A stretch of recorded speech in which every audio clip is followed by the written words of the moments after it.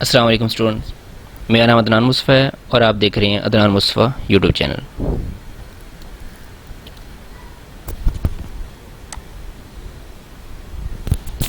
आज इसकी वीडियो में हम subject chemistry class first year chapter number 1 name है बेसिक कंसेप्ट्स,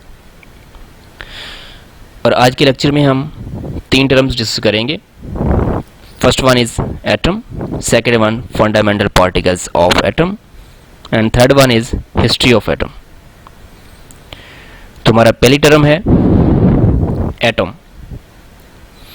एटम को हम कुछ यूं डिफाइन करेंगे। Atom is a smallest particle of an element which can take part in a chemical reaction.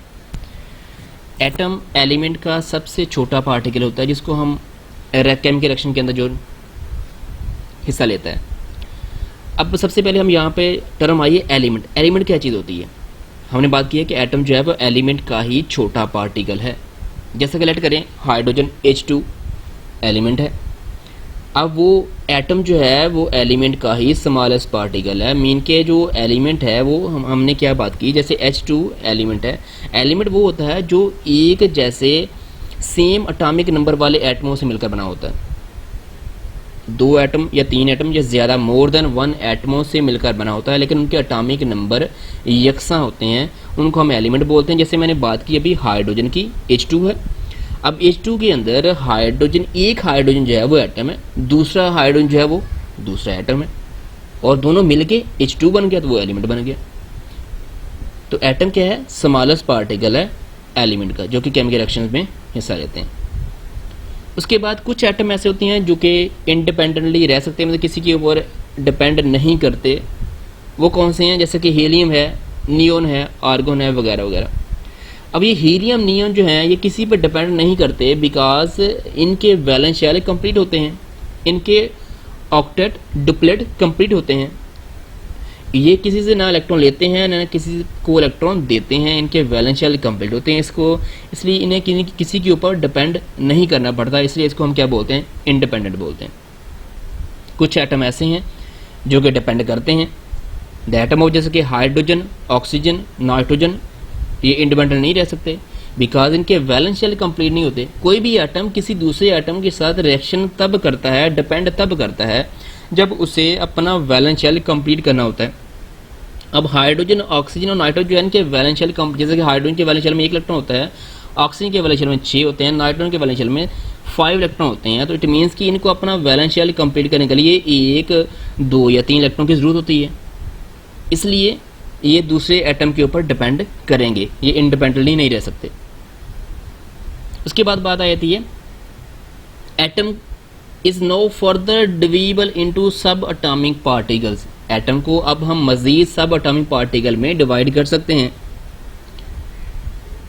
और वो कितने पार्टिकल्स में डिवाइड कर सकते हैं? मोर देन 100 सब एटॉमिक पार्टिकल्स में एटम को हम डिवाइड कर सकते हैं। लेकिन पहले ग्रीक फिलोसोफर का ये थॉट थी कि हम एटम को मजीद डिवाइड नहीं कर सकते। वो भी हम नेक्स्ट वाली स्लाइड में देखते हैं। उसके बाद हमने बात की कि एटम को हम 100 से ज़्यादा सब एटॉमिक पार्टिकल्स में डिवाइड कर सकते हैं। तो उनमें से कुछ पार्टिकल्स ऐसे हैं जो कि फंडामेंटल पार्टिकल्स हैं। अब वो फंडामेंटल पार्टिकल्स कितने हैं? There are 3 fundamental particles of an atom. Atom के 3 फंडामेंटल पार्टिकल्स हैं। अब वो फंडामेंटल पार्टिकल्स कौन से हैं? सबसे पहले हमारे पास है electron. Electron have negative charge. Electron carry negative charge. Electron के ऊपर नेगेटिव चार्ज होता है जो कि एटम के न्यूक्लियस के ऑर्बिट्स में रिवॉल्व करते हैं। It revolves around the nucleus of an atom in orbits. Orbits के अंदर ये एटम के न्यूक्लियस के गिर्द घूमते हैं। उसके बाद सेकेंड वन इज प्रोटॉन। ये भी एटम का फंडामेंटल बुनियादी पार्टिकल है। Proton carry positive charge. ये पॉजिटिव चार्ज कंटेन करता है या पॉजिटिव चार्ज कैरी करता है। It found in nucleus of an atom. ये एटम के न्यूक्लियस के अंदर पाया जाता है। Third one is the neutron. Neutron के ऊपर कोई चार्ज नहीं होता और ये भी एटम के न्यूक्लियस के अंदर ही पाया जाता है। अब हमने ये बात की कि 3 फंडामेंटल पार्टिकल्स हैं, इलेक्ट्रॉन है, प्रोटॉन है, न्यूट्रॉन है।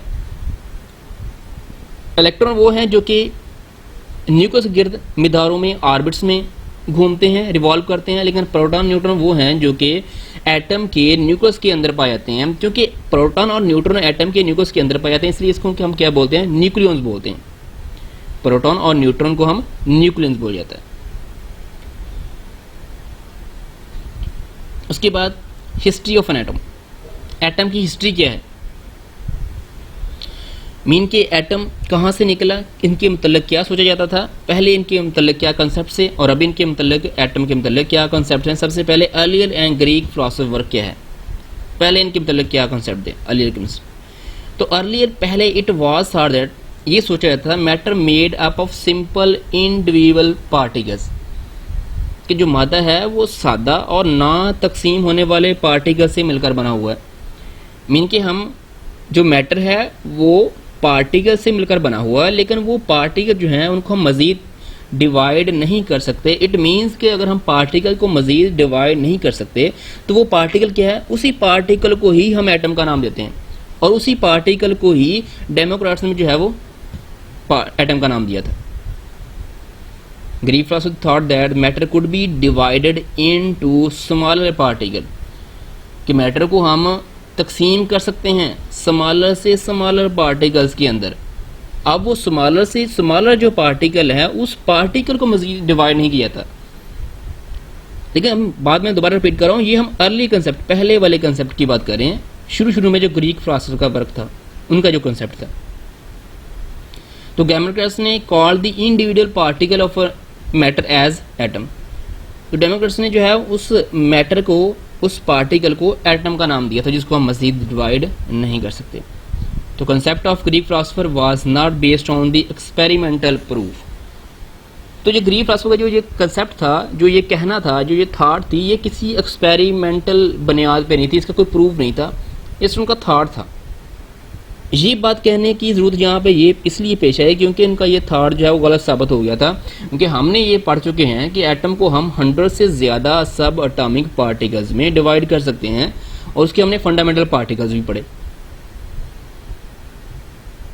उसके बाद लास्ट वाली हमारी स्लाइड है जिसमें हम डिफरेंस पढ़ेंगे एलिमेंट और कंपाउंड।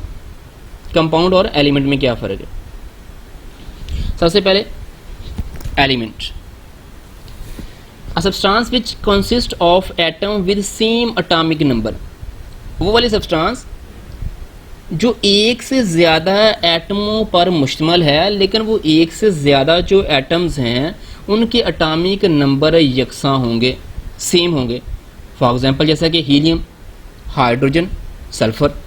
जैसा कि यहाँ पे हम हाइड्रोजन की बात करते हैं तो क्या लिखा हुआ है, H2 लिखा हुआ है। तो H2 मीन क्या है, हाइड्रोजन जो है वो दो एटमों पर मुश्तमिल है। वो दो एटम कौन से हैं, हाइड्रोजन और दूसरा भी हाइड्रोजन है। तो इट मीन्स दो हाइड्रोजन एटमों के मिलने से एक हाइड्रोजन गैस का एलिमेंट या कंपाउंड बनता है। तो वह एक जो एलिमेंट हमारे पास बना है वो दो एक जैसे हाइड्रोजन एटमों से ही मिलकर बना हुआ है। इट मीन्स के दोनों के एटॉमिक नंबर क्या हैं, यकसा हैं। इसके बाद हम सल्फर की बात, सल्फर क्या है, S8 है। तो S8 जो सल्फर है वो 8 सल्फर के एटमों से मिलकर बना हुआ। सबके जो ज़ारा सभी सल्फर हैं तो सबके एटॉमिक नंबर यकसा होने, और सल्फर का एटॉमिक नंबर कितना होता है, 32 से 100। तो हमने एलिमेंट को यूँ डिफाइन किया कि ये एक से ज़्यादा एटमों पर मुश्तमिल होता है, लेकिन वो एक से ज़्यादा एटमों पर जो मुश्तमिल होता है उन तमाम एटमों के एटॉमिक नंबर क्या होंगे, यकसा होंगे। उसके बाद सेकेंड वन कंपाउंड है। और कंपाउंड को हम यूँ डिफाइन करते हैं, substance whose molecule consist of atoms of different kinds which cannot be separated by physical methods.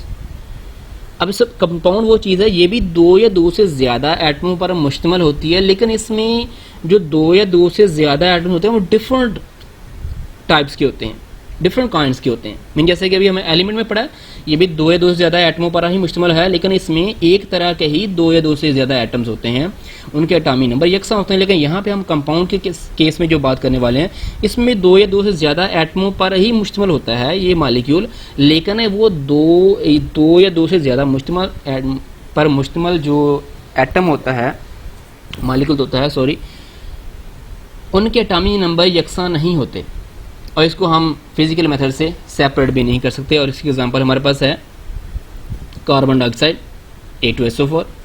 अब कार्बन डाइऑक्साइड क्या है, इसमें कार्बन अलग से डिफरेंट कोई एटम है, ऑक्सीजन O2 जो है वो अलग से कोई और डिफरेंट एटम है।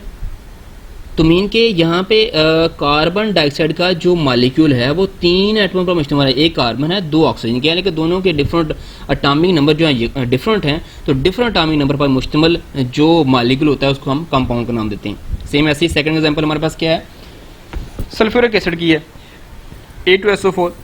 इसमें देखिए हाइड्रोजन के 2 एटम हैं, सल्फर का 1 है, ऑक्सीजन के 4 एटम्स हैं, 2 या 2 से डिफरेंट ज़्यादा एटम्स मिले हुए हैं और उनके मिलने से जो सी हमारे पास मॉलिक्यूल बना है वो सल्फ्यूरिक एसिड है, उसको हम क्या नाम देंगे, कंपाउंड के। अपना बहुत सा ख्याल रखिएगा, मिलते हैं इंशाल्लाह नेक्स्ट वीडियो में, तब तक के लिए अल्लाह हाफिज़।